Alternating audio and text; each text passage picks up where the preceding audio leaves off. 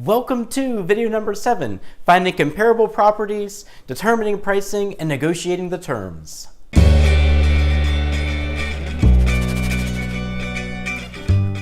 A realtor's role is to get you what you want at a price you want with the least amount of hassle. And now that you know how much home you can afford, you know your needs and wants, you know who does what, and you found the property of your dreams that you want to buy, next comes the offer. When putting an offer together, it's important to remember that everything is negotiable in real estate, but there are two major factors to consider. Number 1, negotiating the price, and number 2, negotiating the terms. When deriving a realistic offer price, it's important to look at recently sold properties because they show what the market is yielding. This will help keep your offer price within the market range to make sure that you get the best possible conversation started with the seller and to make sure that you get started in the right direction. It's very important at this stage to use your realtor, me, for market data. The data for the comps should be pulled from similar properties in the same subdivision that were recently sold.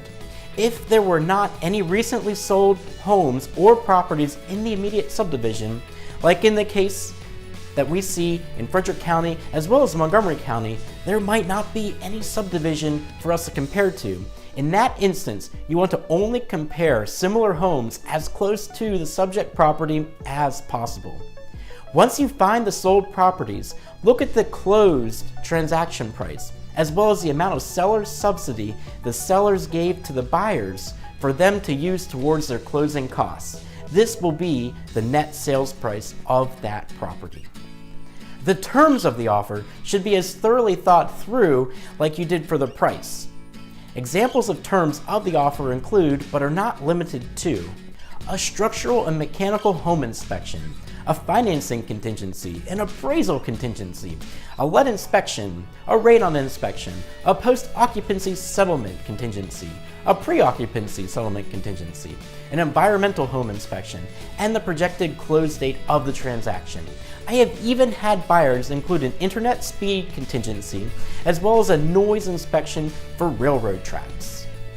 Always remember, at the end of the day, the more contingencies that you include with the terms of your offer, the more challenging your offer will appear to the sellers.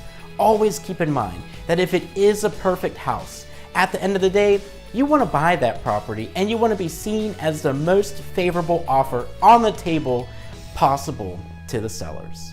The realtor's role is to help get you what you want at a price you want with the least amount of hassle.